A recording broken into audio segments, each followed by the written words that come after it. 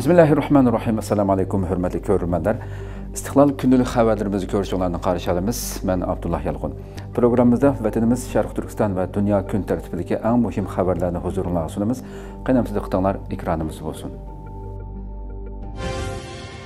Taylanddagi Uyg'urlarning Xitoyga qaytarilishi dunyoni cho'chitdi.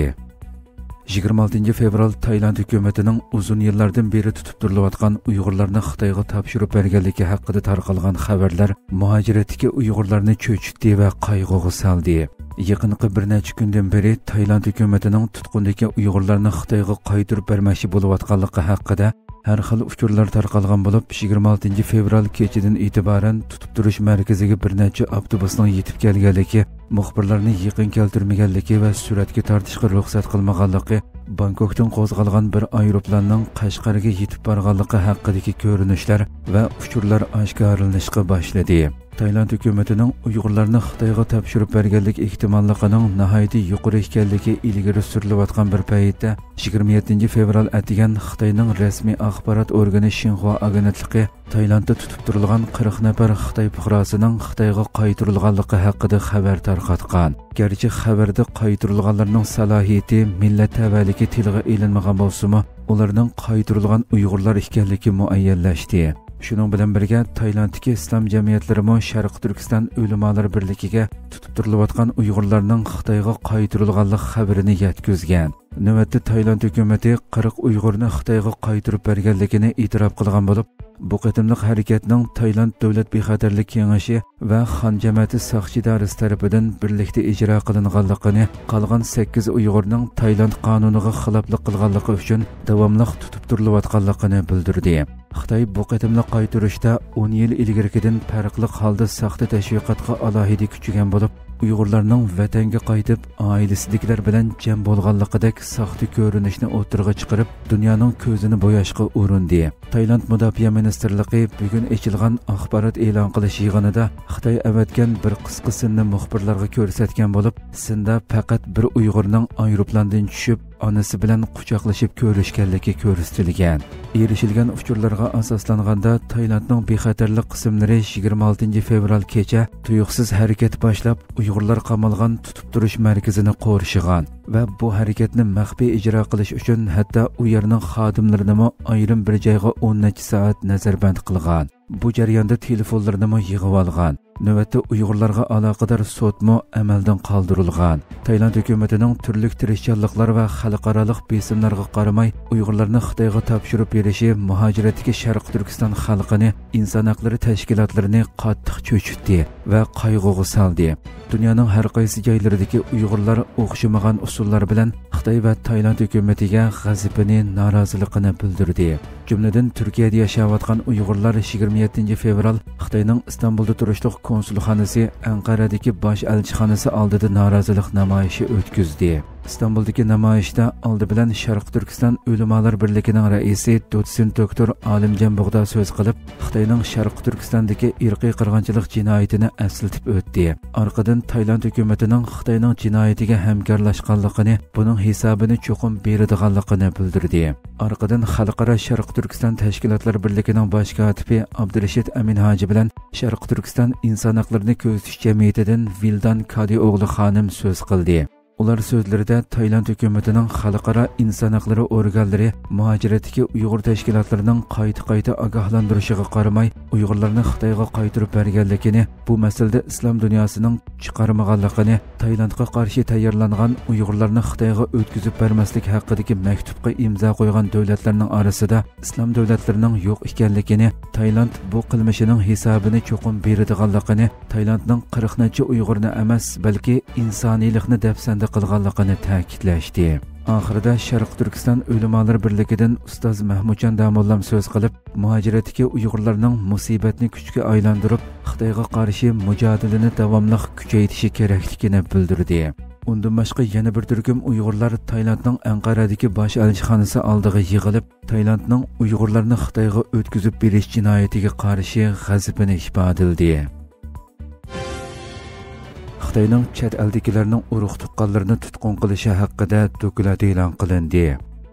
Xalqaro inson haqlari tashkiloti qo'g'dug'uchi muhofizachilar Xitoyda yo'qolib ketish, oila a'zolarining Xitoyda xohlagancha tutqun qilinishiga qandaq inkos qaytarish haqida qo'llanma nomli dokumentni e'lon qildi. Xitoyning siyosiy maqsadlar bilan chet elliklarni xohlagancha tutqun qilish masalasi borgan-sari umumlashayotgan bir vaziyatda Xalqaro inson huquqlari tashkiloti qo'g'dug'uchi muhofizachilar 25 fevral Xitoycha, inglizcha va yaponcha 3 tilda dokument e'lon qilgan. Mazkur dokument ziyonkashlikka uchrag'uvchilarning oila tabiatlarini bu xil ahvolga qanday taqobil turish strategiyasi bilan ta'minlagan. Shuning bilan birga dokumentda Xitoydagi sud sistemasidagi qonuniy bosqichlarning kamchili bo'lishi, maxfiy tutib turilgan va tutqun qilinuvchilarni 100% jinoyatchi deb bekitish nisbatining yuqori bo'lishi, sud huquqini xohlagancha ishiltish qilmishlari fosh qilingan. Mazkur dokumentni tayyorlash uchun 1 yil vaqt sarf qilingan bo'lib, dokumentda Xitoyda qonunsiz tutqun qilingan ziyonkashlikka uchrag'uvchilar, advokatlar, jurnalistlar va inson huquqlari tashkilotlarining birinchi qo'l tajribalari to'plangan.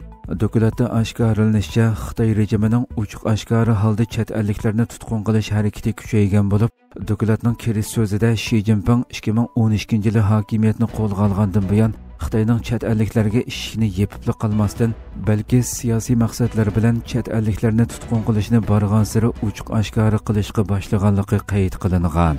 Buning ichiga chet el hukumatlariga besim ishiltish yoki jazolash uchun ishiltilgan tutqun diplomatiyasi deyilolari kiradi ekan. Bu xil tutqun qilish harakatlari Xitoy borgan-sari ta'kidlayotgan davlat bexatarligi ramkasiga kirgizilgan bo'libmi 2014-yili e'lon qilingan atalmish josuslikqa qarshi turish qonunining 2023-yili 7-oyda tuzilgan nusxasiga 2024-yili 5-oyda qayta tuzilgan davlat maxfiyatligini saqlash qonuniga asosan Xitoy josuslik jinoyati bilan tutqun qilgan chet elliklarning soni davomli oshgan. Bu qo'llanmada ko'rsatilishicha, Xitoyning sirliq qonun ijro qilish sistemasiga taqobil turish haqiqatan mutasis ekan. Buning asosli sabablari tuvandagilarni o'z ichiga oladi ekan. Birinchidan, Xitoy o'zining konsulxona majburiyatlariga xiloflik qilib, tutqun qilingan chet el fuqarolari to'g'risidagi uchurlarni darhol oshkorlamaydi ekan va tuqqanlarning ularni yo'qlash huquqini cheklaydi ekan.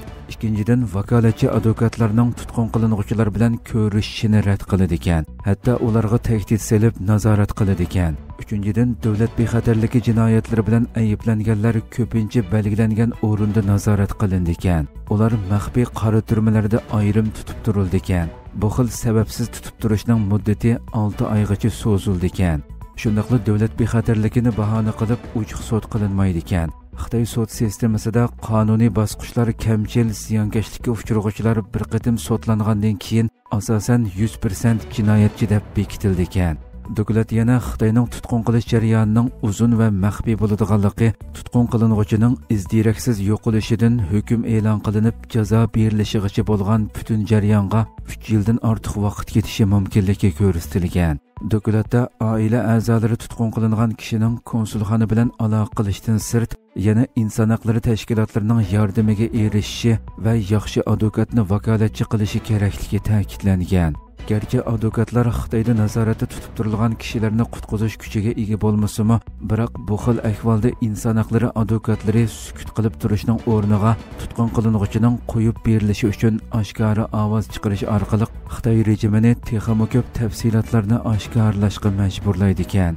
Buningdan boshqa tuqqanlari haqida qo'rqmasdan oshkora ovoz chiqaruvchilarning turmadagi tuqqanlarining turma soqchilari tomonidan qiyin qistoqqa elinish va nachar muomalaga uchrash ehtimolligini to'sib qilishi mumkin ekan. Dokumentda oshkorlanishicha, ayol tutqun qilinuvchilar er tutqunlarga qaraganda texnik ko'p qiyinchiliklarga duch keladi ekan. Masalan, Xitoydagi turmada tozalik buyumlari va dorilarga erishish qiyin ekan. Hatto besim va uzuqlik yetishmaslik sababidan ayollarda benormal ahvol yuz beradi ekan. Shundaqla jinsiy parokandachilikka uchrash xavfi bor bo'lib, ona bo'lgan ayollar uzun vaqt bolalarini ko'rolmaganlikdan ig'ir ruhiy azob chekadi ekan. Tayvanga yaqin orollarda urush besimi va qo'rqinch kuchaygan. Tayvanga yaqin o'ringa joylashgan Yaponiyaning orol rayonlarida besim va qo'rqinch kuchayishga boshlagan. Amerika axborot agentligining 25 fevral xabar qilishicha, Tayvanga qo'shni bo'lgan Yaponiyaning kichik oroli Yonaguni Xitoy bilan bo'lgan talash tortishning kuchayishi sababidan harbiylashish va urush holatining ko'rinarli ta'siriga uchragan. Burun tabiiy go'zalligi sababli sayohatchilik bilan mashhur bo'lgan bu orol hozir Yaponiyaning mudofaa strategiyasining bir qismi sifatida Tayvanda yuz berishi mumkin bo'lgan to'qinishlarga tayyorlik qilish uchun Yaponiya quruqliq mudofaa qismlarining bazasi va radar o'rinlashtirilgan o'ringa o'zgargan. Bu yerda 1500 ga yetmagan aholi yashaydigan bo'lib, ularning rayondagi harbiy mavjudlikqa tutgan pozitsiyalari o'xshash bo'lmagan. Bir qism kishilar rayonning tinch jamiyatdan harbiylashtirilgan rayonga aylanish masalasiga qayg'urgan hamda muhitning ziyonga uchrash va to'qinishlarga bo'lgan qo'rqinchning zo'rayishidan ansiragan. Aksiga yana ba'zilar askarlarning rayonga kelishi sababli hukumat yordami yerlik iqtisodni qo'llaydi deb qaragan.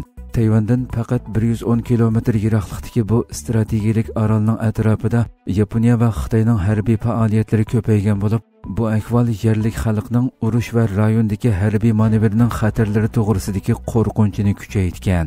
Qarshiliklar kuchaygan sari Yonaguni orolining kelgusi noma'lum petib qolgan bo'lib, xalq harbiy zaruriyat bilan tinch yashash orzusi o'ttirisida qisilib qolganligini bildirishgan. Hurmatli ko'ruvchilarimiz, shunday qilib bugungi xabarlarimiz mush yerda oxirlashdi. Atigi programmamizni ko'rishguncha omon bo'linglar. Assalomu alaykum va rahmatulloh.